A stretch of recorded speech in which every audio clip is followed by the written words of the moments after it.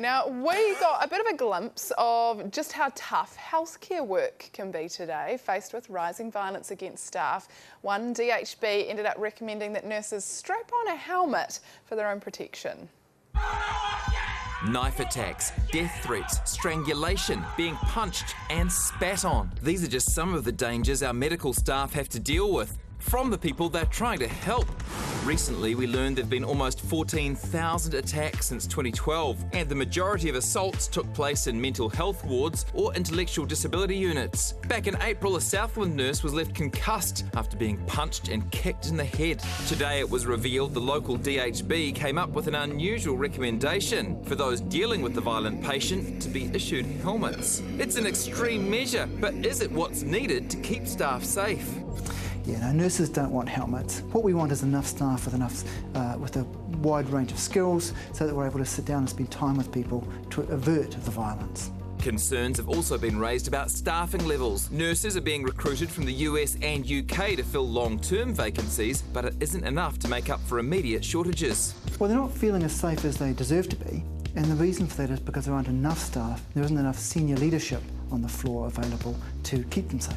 Strains on our mental health system are only projected to get worse. So how do we make sure the people tasked with healing don't get hurt? We're joined now by Associate Health Minister Nikki Wagner. Nikki, my mum's a nurse. I would be shocked if she came home and said, "Oh, got told to wear a helmet today." Are you okay with that kind of a recommendation? Look, I was pretty shocked when I read that article too. I think everyone, when they go to work, should feel safe, and it seems particularly so if they're going to do social work or working in social services, and particularly in health. People should feel safe. Still, those people at Southland DHB that are dealing with this rise in violence must be looking for other answers. What do you suggest? That is shocking. Obviously, the DHB needs to be thinking about how they can manage that, how they can have enough staff on, how they can de-escalate. We're having, obviously, there's more concern about mental health across the country, and we need to make sure that there are people there to support those people, and we are doing that. And while you're solving those problems, would you recommend that staff continue to consider wearing a helmet?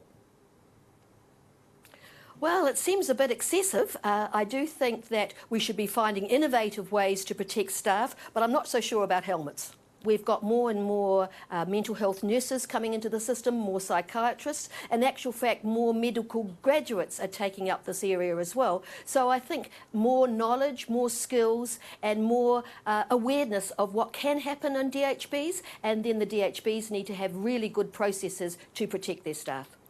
Good to hear more people are choosing mental health.